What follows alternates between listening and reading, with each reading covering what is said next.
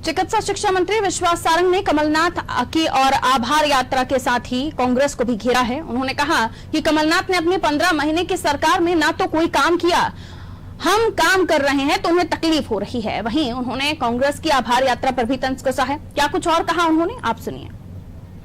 नकारात्मक राजनीति करना ये कमलनाथ और कांग्रेस की आदत है। अच्छा रहता कि कमलनाथ जी जब मध्य प्रदेश के मुख्यमंत्री थे उस समय जनता के कल्याण की एक योजना भी वो शुरू कर देते। अब हम काम कर रहे हैं तो हमें टंगड़ी अड़ाने की कोशिश कर रहे हैं, हम काम कर रहे हैं तो हमें बदनाम करने की कोशिश कर रहे हैं। कमलनाथ जी ये बताए ना कि संबल योजना उन्होंने क्यों बंद की।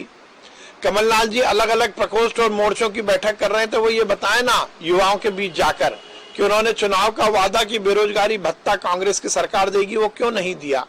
वो किसानों के बीच जाकर इस बात का खुलासा जरूर करे और माफी मांगे कि हमने ब्याज और ऋण माफ करने की बात की थी किसानों का, तो किसानों का ऋण उन्होंने माफ क्यों नहीं किया।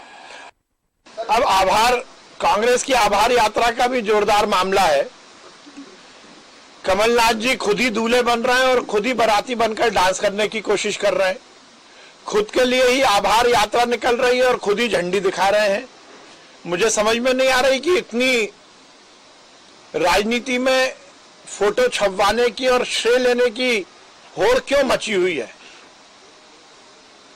इस तरह की तो कभी मैंने बारात नहीं देखी कि दूल्हा घोड़ी लाए, घोड़ी पर बैठे, खुद ही डांस करे और खुद ही व्यवस्थाएं करे।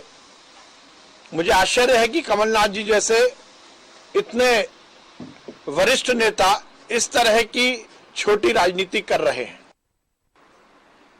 उन्होंने अपने घोषणा पत्र में यह जरूर कहा था कि हम ओबीसी को आरक्षण देंगे, परंतु सरकार में आने के बाद कमलनाथ जी ने उस वादे को नहीं निभाया।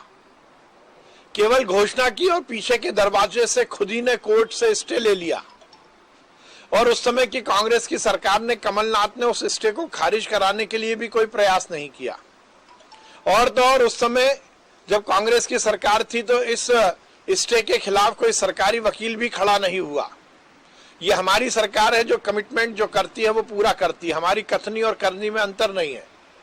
जहां एक और केंद्र की सरकार ने इस मामले को आगे बढ़ाया तो राज्य की सरकार ने भी ओबीसी को 27% आरक्षण उपलब्ध करा दिया है। अब काम हमने किया, यात्रा आप निकाल रहे हो।